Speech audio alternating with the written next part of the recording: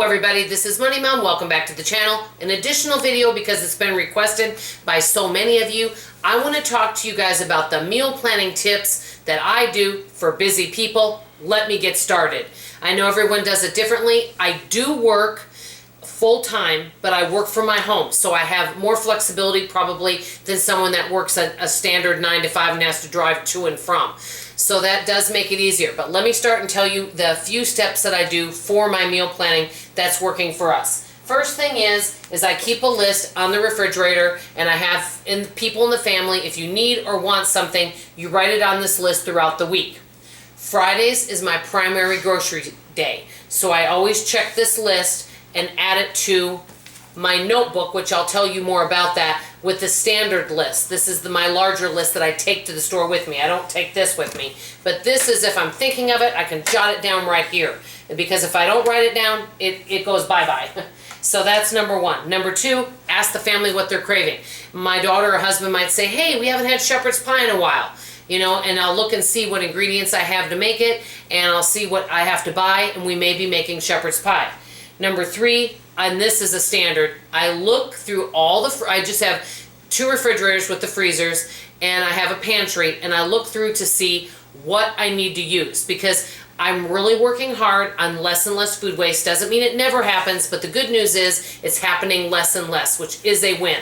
So I look to see what do we have in our refrigerator, freezer, and pantry, and see what we can use up. Also, another thing that I do, and I don't know if you can see this right here, here's some things. I'm going to be making some homemade chili tomorrow night, and also some homemade biscuits. I know I'm going to be making that tomorrow, so I put the ingredients out the night before.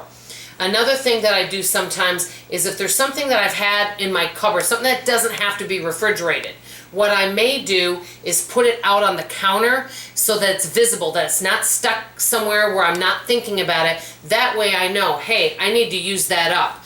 That really, really helps. So these are some things that I'm going to be doing. I noticed that I have a few apples in there, and so I decided I'm going to make a homemade apple crisp. That way I use those apples up. So always trying to use what I have. That's number 3.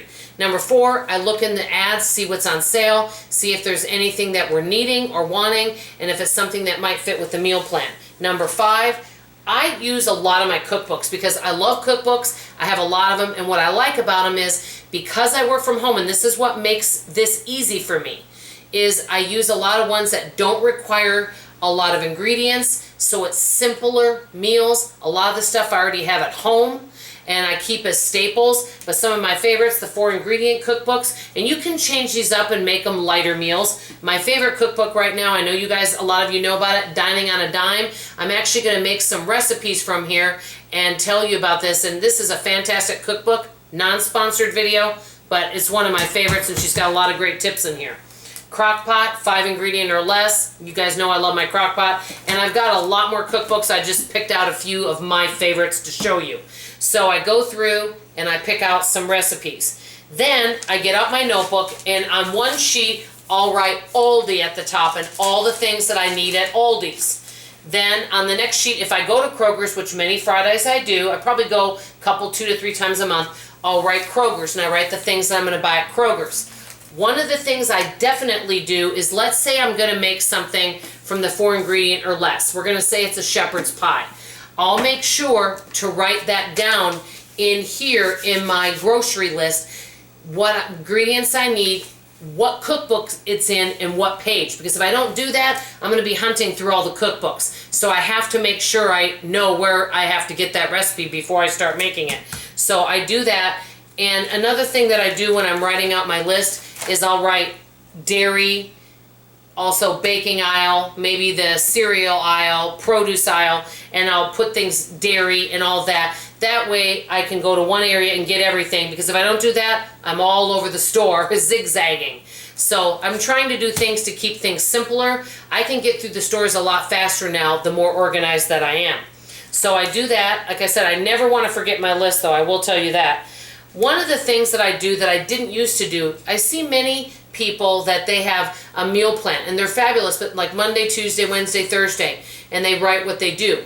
I don't do it that way for us. What I do, and I've shown you guys this, is I keep a meal plan, But what I do is I write all the possible meals that our family can have with the ingredients we have in the house. And what I'll also do is star the ones of ingredients that we need to use. So if maybe I've had some ground beef in the freezer a while, I don't want it to get freezer burn, and I know that I can make a chili with all the ingredients, I'll put a star by that, knowing that I really need to make that meal this week.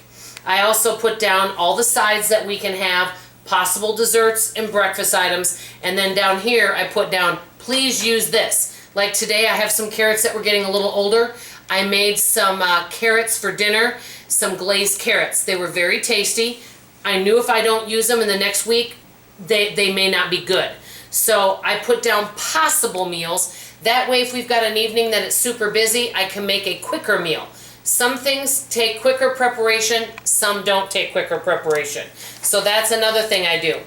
Because I work from home, about 4 o'clock each day, I start dinner. That's kind of what I do. Now something I would like to do for 1 week, just to test it out, is take one day like Sunday and make everything for the whole week, prep it, and then put it in containers. I've never done that before, and I've never done like a whole month of freezer meals. I kind of don't know if any of you do that. I was thinking of trying it once just for something different, but what I'm doing, because I work from home, works for me. The big tips is constantly being aware of what I already have, and also making simpler meals with less ingredients. Those are my biggest tips. And keeping a flexible meal plan. So flexible meal plan, making sure you know what you got on hand, making simpler meals. Those are my big tips. I hope that these help you. How do you meal plan? Do you have any helpful tips for me, a busy working at home mom? I always love to hear from you guys. This is Money Mom signing off, and as always, I love you. Thank you.